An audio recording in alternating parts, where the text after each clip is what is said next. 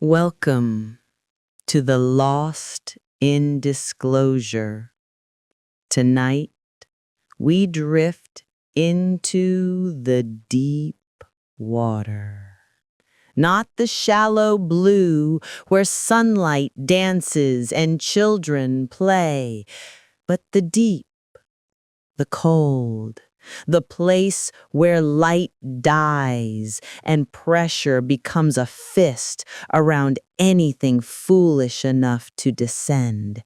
This is the ocean at its most honest, silent, patient, unknowable. 70% of our planet is covered by water. We've mapped the surface of Mars with more precision than we've charted our own seafloor. We've sent robots to distant moons and telescopes to the edge of time itself. Yet the abyss beneath our feet remains a stranger.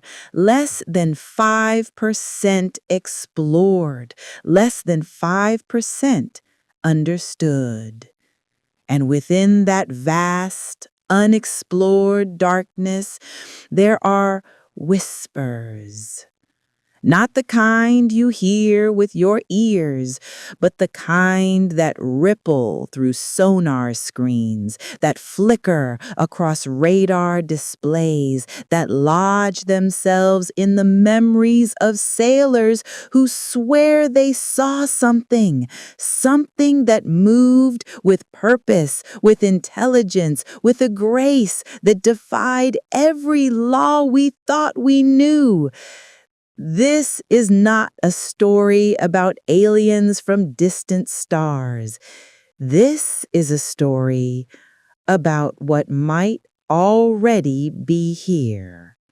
What might have always been here, watching, waiting, moving through the cold black water with lights that shouldn't exist and speeds that shouldn't be possible.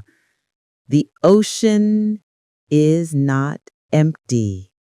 It never has been. And perhaps, just perhaps, we are not alone in the deep. So, take a breath. Let the surface fade above you and follow us down into the realm where mystery becomes memory, where science meets silence, and where the question is not whether something is down there, but what it wants.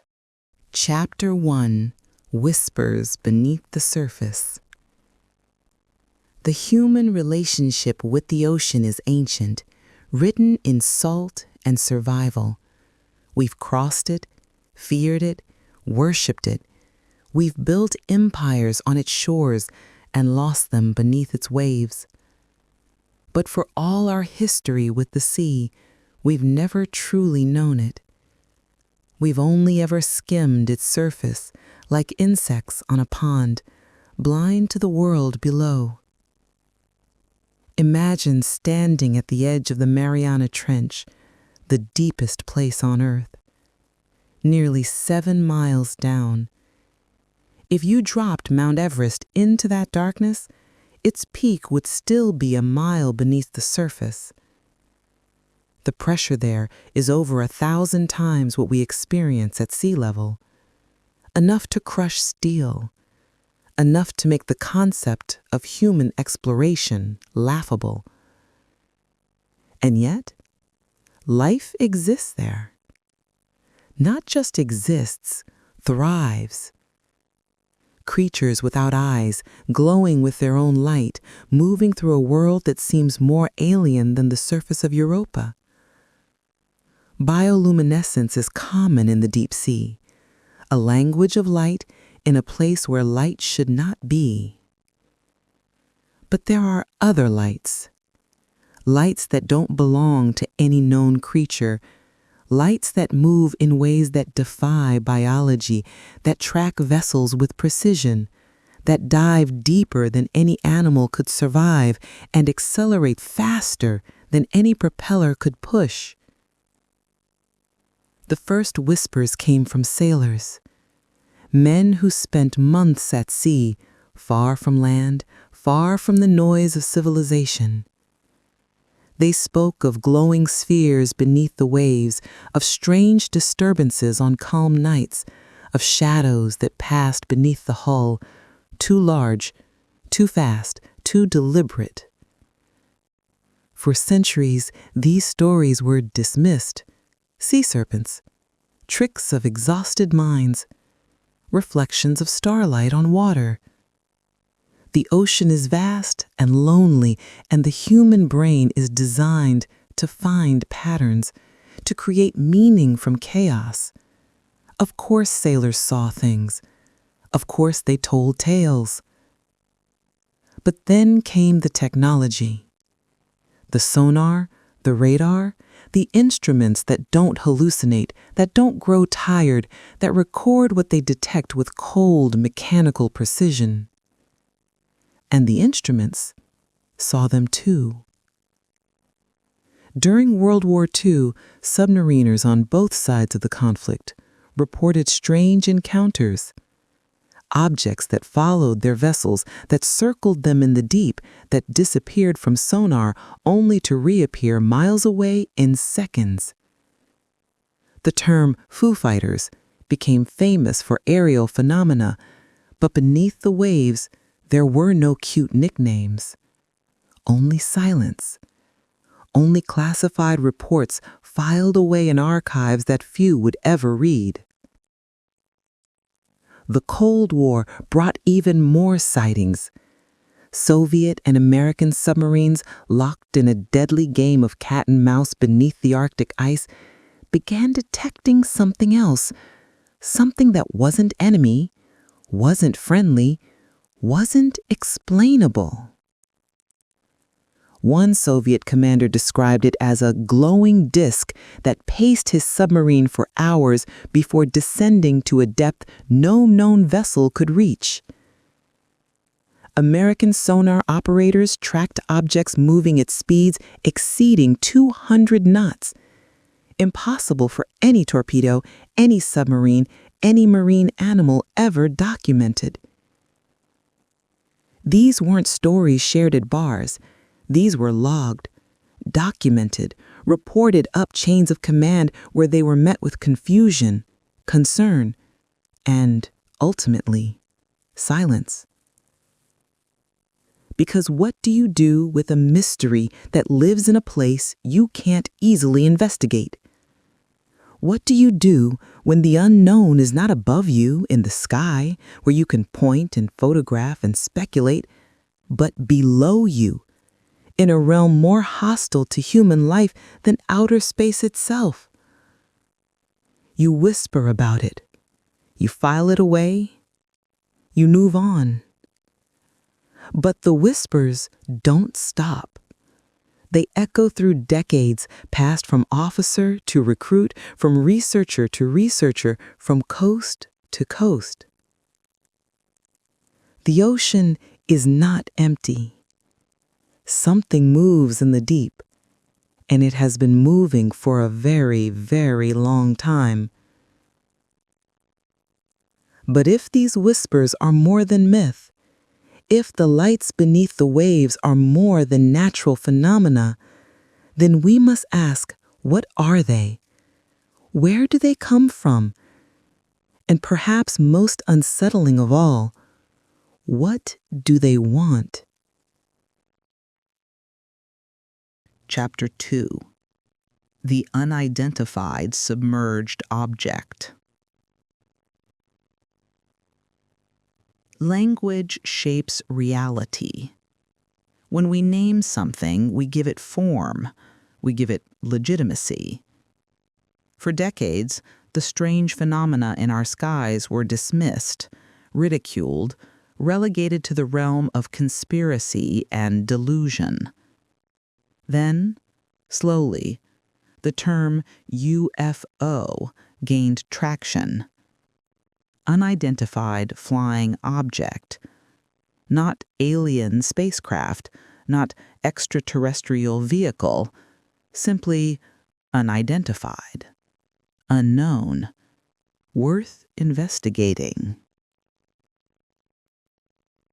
But the skies were never the only frontier. In the 1960s, a quieter term began circulating in naval and intelligence circles: USO, unidentified submerged object, the ocean's answer to the UFO. And while the public's eyes were fixed on the stars, a smaller group of researchers, military personnel, and oceanographers were turning their attention downward, into the deep. The term was born of necessity. Too many incidents, too many sonar contacts that defied explanation, too many encounters between naval vessels and objects that moved through water in ways that challenged everything we understood about hydrodynamics, propulsion, and physics itself. Consider the basics. Water is dense. Moving through it requires immense energy. A human swimmer, in peak condition, can reach speeds of about 5 miles per hour. A dolphin, one of the fastest marine mammals, can hit 25 miles per hour in short bursts. A nuclear submarine, with all the power of an atomic reactor behind it, can manage around 25 to 30 knots, roughly 35 miles per hour. Now consider the objects detected by military sonar. Objects moving at 150 knots, 200 knots. Some reports even higher. That's over 200 miles per hour. Underwater, with no visible means of propulsion. No cavitation, the bubble trail that any high-speed object should create as it displaces water. No heat signature. No sound beyond the faint hum that sonar operators describe as organic, almost like a living thing. One of the earliest documented USO encounters occurred in 1963 off the coast of Puerto Rico during a naval exercise. Multiple ships, multiple sonar systems, all detected the same object. It maneuvered around the fleet for 4 days, diving to depths of 27,000 feet, far beyond the crush depth of any known submarine, moving at speeds that no human-made vessel could achieve. The Navy investigated, officers interviewed, sonar logs reviewed. The conclusion? Unidentified. No known technology could explain it. No natural phenomenon fit the profile. It was filed, classified, and largely forgotten. Until researchers decades later began pulling those files from archives and piecing together a pattern. Puerto Rico was not alone. Similar encounters were reported off the coast of Argentina, in the Mediterranean, near the Canary Islands, in the North Atlantic. Different navies, different decades, but the same characteristics: extreme depth capability, extreme speed, intelligent maneuvering. The Soviet Union, despite its official atheism toward the paranormal, took the phenomenon seriously. Declassified KGB documents from the 1980s reveal that Soviet naval intelligence maintained files on anomalous underwater contacts. One report described an incident in the Pacific where a Soviet submarine was pursued by a luminous object that matched its every turn, every dive, before accelerating away at a speed the submarine's captain described as physically impossible.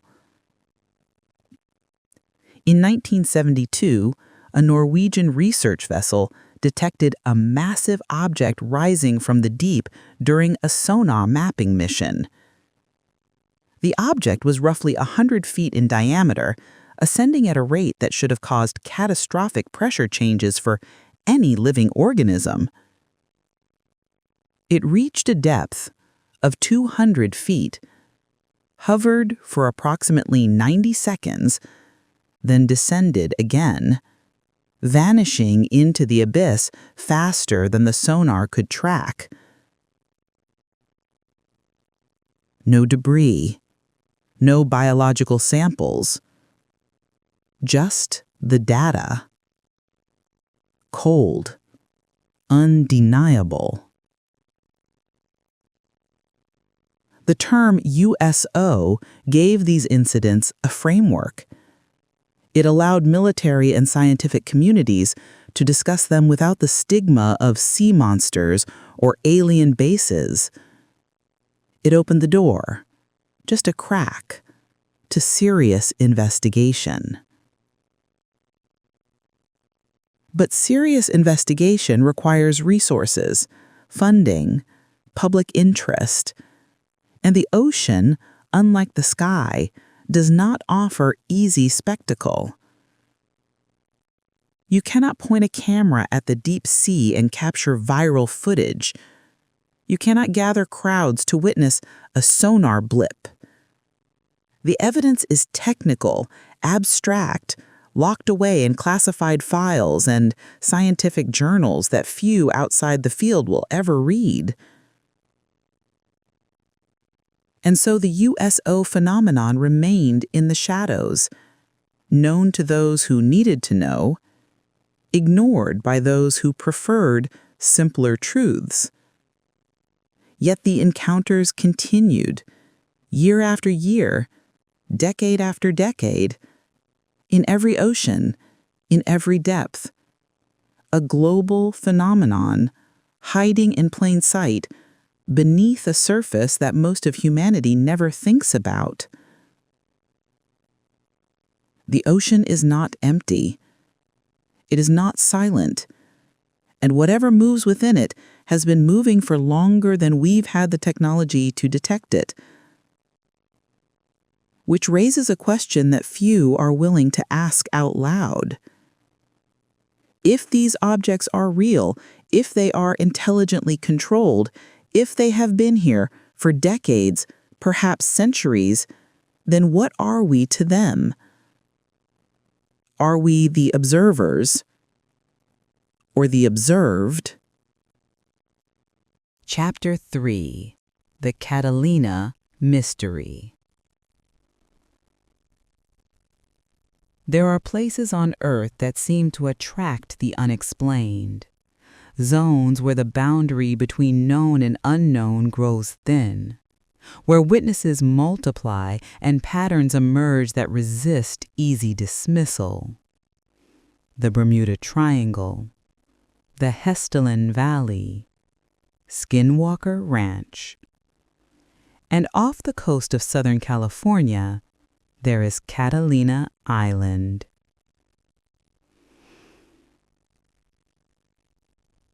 By day, Catalina is a tourist destination, a picturesque escape from Los Angeles, 26 miles across the sea.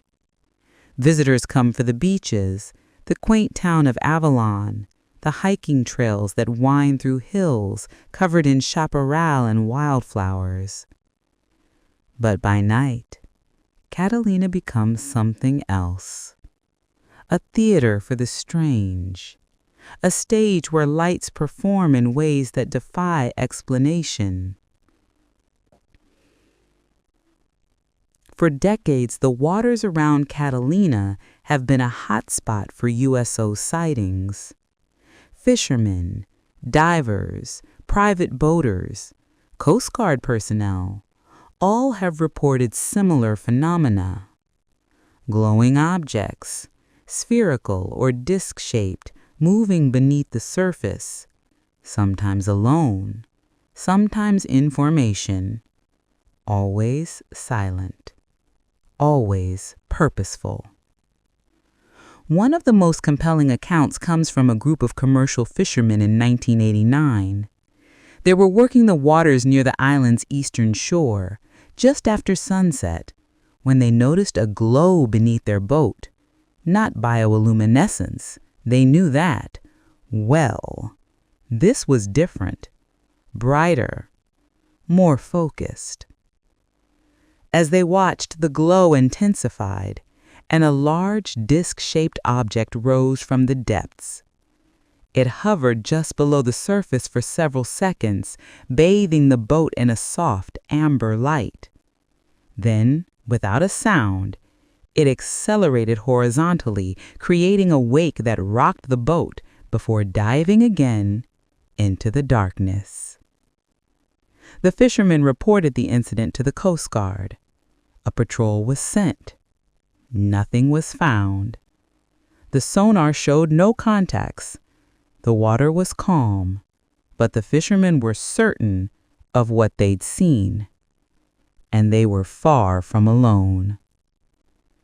In 1992, a private pilot flying over the Catalina Channel at dusk reported a bright white light rising from the ocean and ascending rapidly into the sky. He estimated its speed at several thousand miles per hour, far beyond any aircraft he knew. The light left no exhaust, no contrail, no sound. It simply appeared, rose, and vanished into the clouds. Radar from a nearby Air Force installation confirmed an unidentified target, but by the time interceptors were scrambled, the object was gone. The Catalina mystery is not limited to surface sightings. Divers exploring the island's underwater topography have reported strange experiences at depth. One diver, exploring a submerged canyon in the early 2000s, described encountering a smooth, metallic surface embedded in the rock face at a depth of 150 feet. He attempted to photograph it, but his camera malfunctioned. When he returned with better equipment days later, the object, or whatever it was gone. Only smooth rock remained. Another diver, during a night dive, reported seeing a series of blue-green lights moving in a grid pattern along the seafloor. The lights were too uniform, too geometric to be natural. He ascended immediately unsettled. When he reported the sighting to his dive shop, the instructor simply nodded and said, "You saw them too."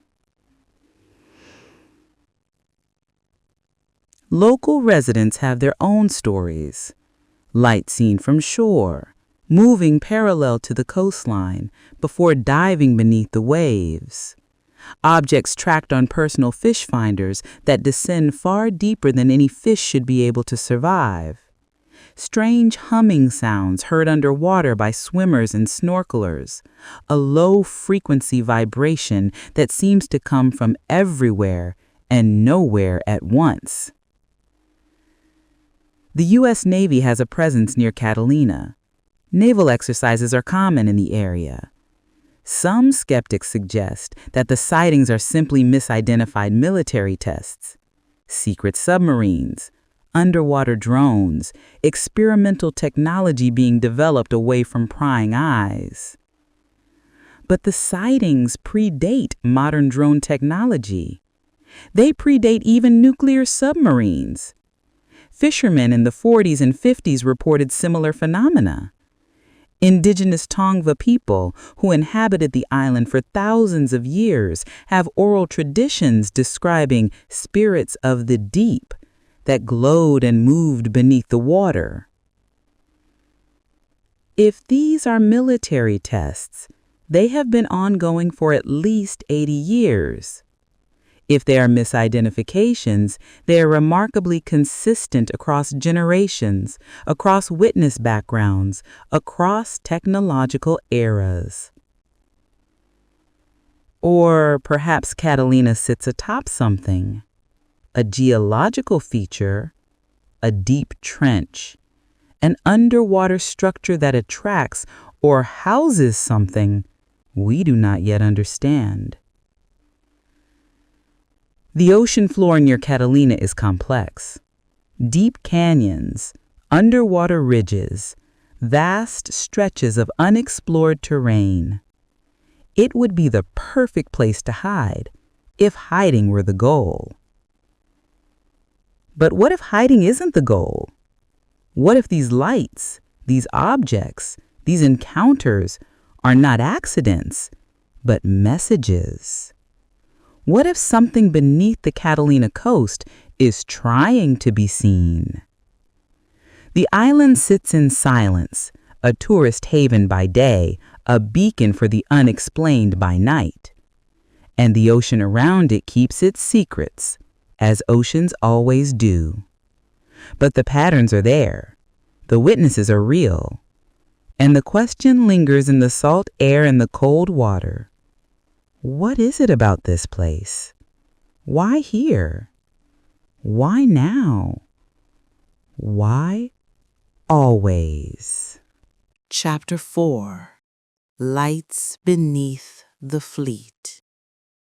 There is a particular kind of fear that comes with command, not the fear of battle or of storm or of mechanical failure.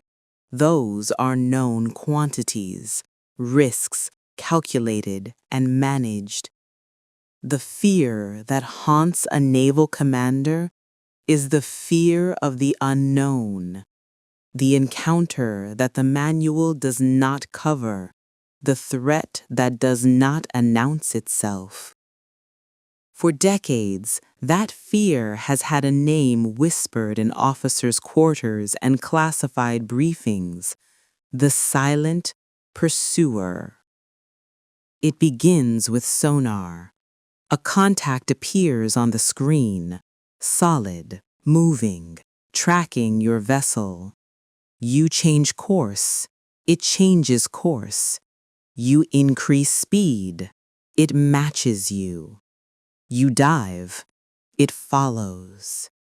And then just when you're certain you've identified an enemy submarine, it does something impossible. It accelerates to 200 knots.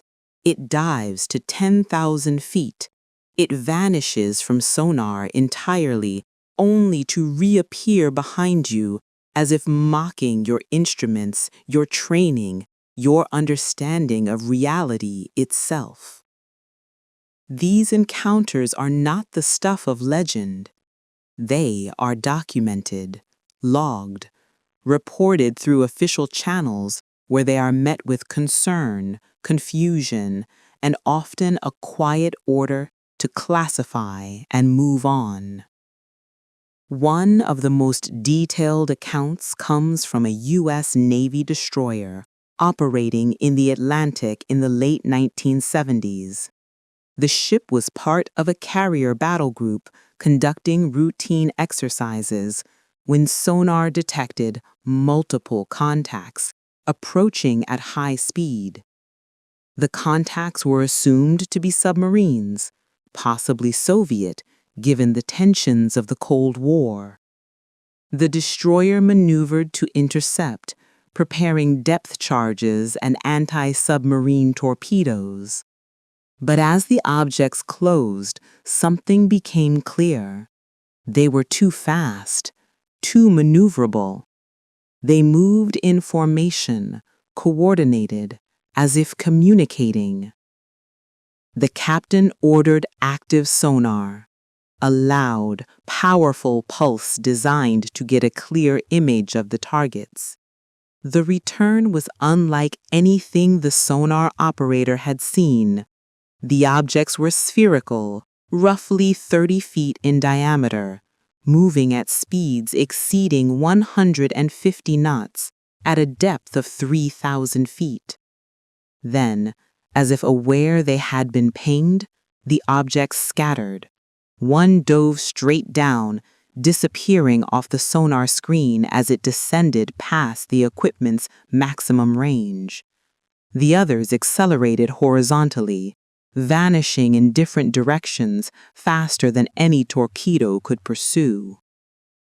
The entire encounter lasted less than 10 minutes. No weapons were fired. No communication was established. The objects simply appeared, demonstrated technology far beyond any known technology, and left. The incident was reported to naval intelligence. An investigation was launched. No foreign submarine activity could be confirmed in the area. No military exercises by Allied forces. No explanation offered. The captain and crew were debriefed, ordered not to discuss the incident publicly, and the destroyer returned to its routine operations. But the encounter was not forgotten. It became part of a growing file, a file that over the years filled with similar reports from different ships, different oceans, different decades. Soviet naval forces experienced their own encounters. In one documented case from the 1980s, a Soviet nuclear submarine on patrol in the Pacific detected a large object following it at a distance. The object maintained position for hours, neither approaching nor retreating, simply tracking. The submarine captain, unnerved, attempted evasive maneuvers. The object matched every turn. He dove to near crush depth. The object followed. Finally, in an act of desperation, or perhaps bravado, the captain ordered the submarine to surface rapidly, hoping to shake the pursuer. As the submarine breached the surface, the crew saw it. A luminous sphere, glowing with a pale blue light, hovering just beneath the waves, less than 100 meters away. It remained there for several seconds, long enough for multiple crew members to witness it, before descending rapidly and disappearing. The crew was debriefed by KGB officers upon return to port. The incident was classified. But years later, after the fall of the Soviet Union, some of those files were released, and researchers began piecing together a picture that mirrored what Western navies had been encountering for decades. These were not isolated incidents. They were global, consistent, and they suggested something deeply unsettling, that beneath the world's oceans, there existed an intelligence capable of monitoring, tracking, and outmaneuvering the most advanced military vessels humanity had ever built. Some have suggested that these encounters were psychological warfare, secret technology deployed by rival nations to unsettle and intimidate. But the technology required would be decades ahead of anything publicly known, even today. And if one nation possessed such capability, why not use it? Why limit it to brief, mysterious encounters that are immediately classified and buried? Others suggest natural phenomena, rare oceanographic events, bioluminescent swarms, acoustic anomalies that confuse sonar. But these explanations struggle under the weight of the evidence. Natural phenomena do not track vessels. They do not respond to active sonar with coordinated evasive maneuvers. They do not demonstrate intelligence. What remains is the possibility that these encounters are genuine, that something exists in the ocean, something with technology far beyond our own, something that watches our fleets with the same casual curiosity we might observe a school of fish. And if that is true, then we must confront an uncomfortable reality. The ocean is not our domain. It never has been. We are visitors, surface dwellers, briefly dipping into a realm that belongs to something else. The fear that haunts a naval commander is not irrational. It is the recognition, deep and primal, that in the water we are not the apex. We are not in control. We are simply guests in a house. Chapter 5. The Hypotheses. In the face of mystery, the human mind seeks patterns. We are storytellers by nature, meaning makers, incapable of sitting comfortably with the unknown. And so when confronted with phenomena that defy explanation, we build hypotheses, some grounded in science, some in speculation, some in hope, and some in fear. The USO phenomenon has generated its share of theories, each attempting to close the gap between observation and understanding. Some are mundane, some are extraordinary.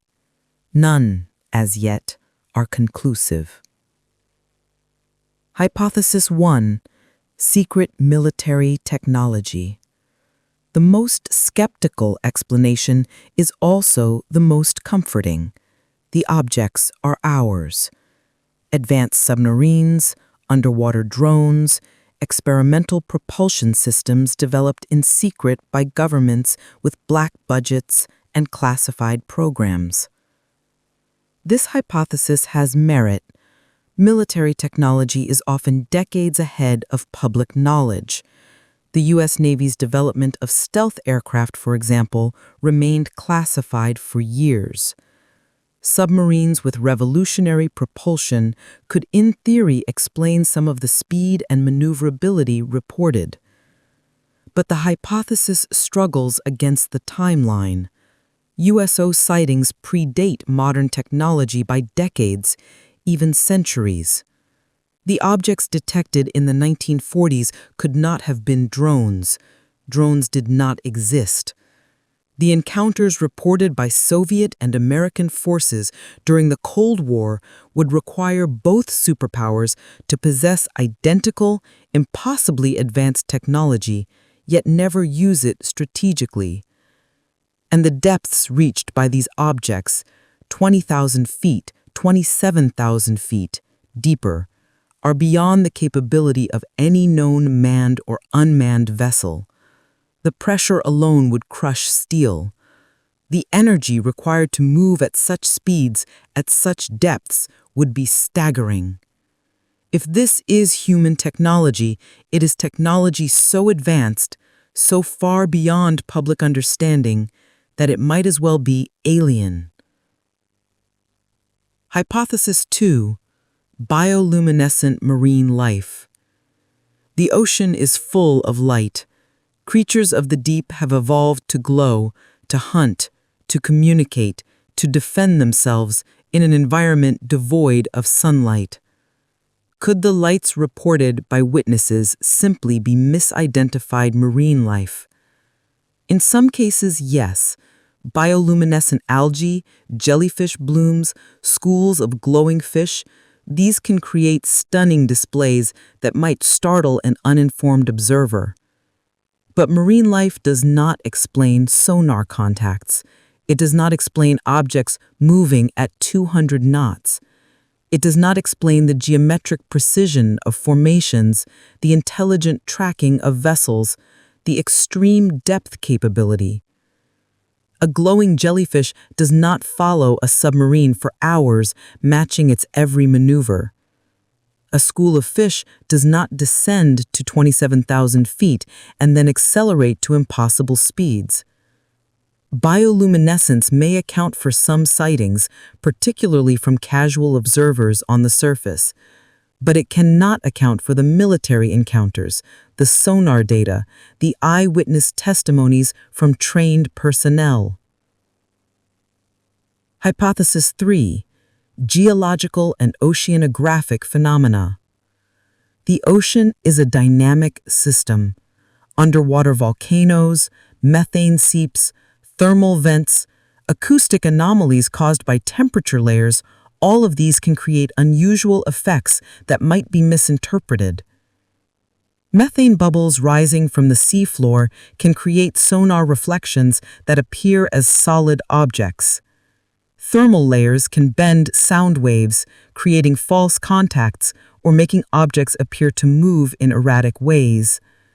But again, the hypothesis does not fit the full pattern. Geological phenomena do not track vessels. They do not respond to changes in course or depth. They do not demonstrate coordinated behavior. And the visual sightings, the glowing disks, the spheres rising from the water, cannot be explained by methane seeps or thermal layers. Hypothesis 4. Extraterrestrial or non-human intelligence. This is the hypothesis that draws the most attention and the most ridicule. The idea that the objects are craft piloted or controlled by an intelligence not of human origin. Some suggest extraterrestrial, visitors from other star systems who have chosen the ocean as a base of operations, hidden from surface observation. Others suggest terrestrial but non-human, an ancient intelligence that evolved in the deep, separate from humanity, existing in the abyss long before we crawled onto land.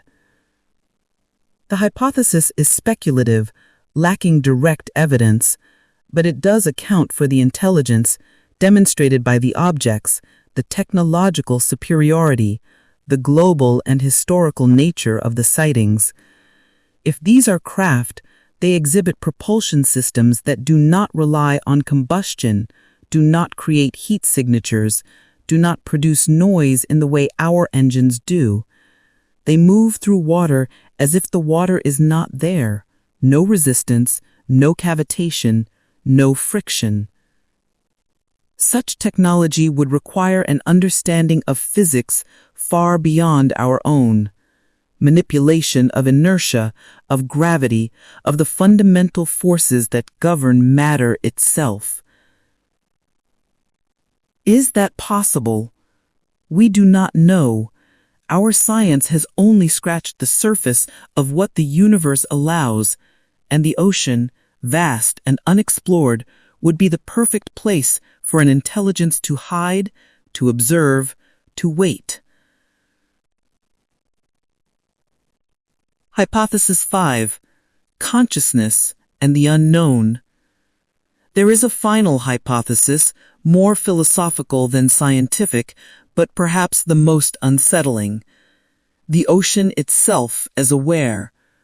Not in the way we understand consciousness, but in a way that transcends biology, that exists on a scale we cannot perceive.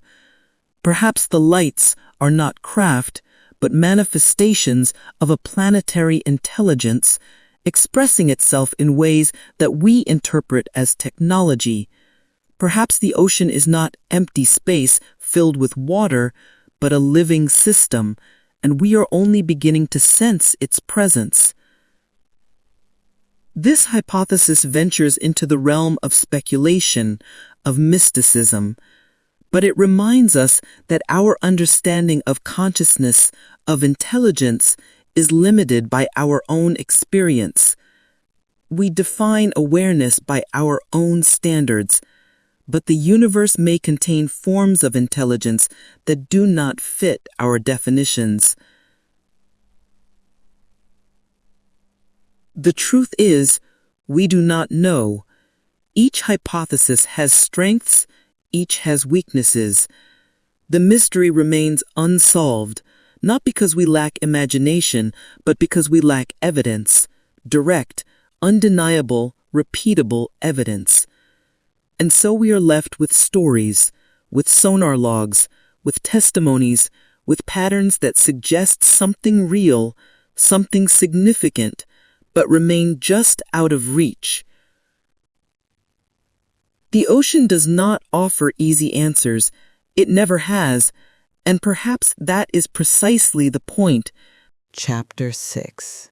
The Abyss Watches Back. There is a philosophical concept, ancient and recurring, that appears in cultures across the world. The idea that when you gaze into the unknown gazes back.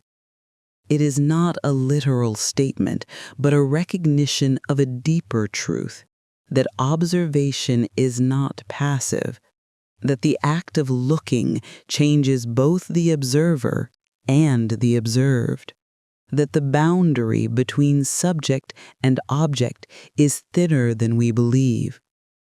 And when we turn our instruments toward the ocean, when we send our sonar pulses into the deep, when we descend in our fragile vessels to explore the abyss, what looks back at us? The ocean is old, older than mountains, older than forests, older than humanity itself. For billions of years, it has been the cradle of life, the womb from which all terrestrial creatures eventually emerged. We came from the water. We carry it in our blood, in our cells, in the salt that sustains us. But we left. We chose the land, the air, the open sky. And in doing so, we abandoned the deep. We turned our backs on the abyss, and the abyss moved on without us. What evolved in our absence? What intelligence, what consciousness, what forms of life adapted to the crushing pressure, the eternal darkness, the alien landscape of the seafloor? We tend to think of intelligence as requiring brains, nervous systems, structures that resemble our own. But intelligence may be substrate independent. It may arise in forms we cannot recognize, in systems that do not rely on neurons, in organisms or entities that think on timescales and in dimensions foreign to our experience. The ocean could be conscious, not as a single organism, but as a network. A vast interconnected system in which every current, every temperature gradient, every chemical signal is part of a larger communication. A planetary mind distributed across billions of cubic miles of water. This is not science. This is speculation, but it is speculation grounded in the recognition that our understanding of consciousness is profoundly limited. We barely understand our own minds. How can we claim to know what is possible in the deep? And if the ocean is aware, if it has been aware for eons, then what are we to it? Are we invaders, disrupting a system we cannot comprehend? Are we children, fumbling in the shallows, ignorant of the depth and complexity that lies beyond? Or perhaps we are recognized, known, watched with something like curiosity or patience or amusement. The encounters, the lights, the objects that defy explanation, perhaps they are not intrusions, but communications, not threats, but invitations. The ocean reaching out in the only language it knows, trying to tell us something we are not yet ready to hear. There is a story told by a diver who spent years exploring deep wrecks and underwater caves. He described a moment, alone at 300 feet, when he felt an overwhelming presence, not threatening, not comforting, simply there. He said it felt like being seen, truly seen, not by eyes, but by something vast and ancient and patient. He surfaced shaken, not with fear, but with a profound sense of humility. He said later, I realized that I was not exploring the ocean. The ocean was tolerating me. This is the shift in perspective that the USO phenomenon demands. Not that we are discovering mysteries, but that we are being allowed to glimpse them. Not that we are uncovering secrets, but that the secrets are choosing to reveal themselves. And perhaps that is what frightens us most. Not the unknown, but the possibility that the unknown has always known us. The abyss does not need our understanding. It does not need our validation or our science or our labels. It exists, vast and patient regardless of our theories. But we need the abyss. We need to know we are not alone. We need to believe that there is more to the universe than what we can see and touch and measure. And so we descend. We send our instruments into the dark.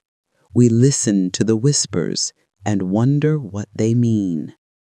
And somewhere in the cold, black water, something listens back.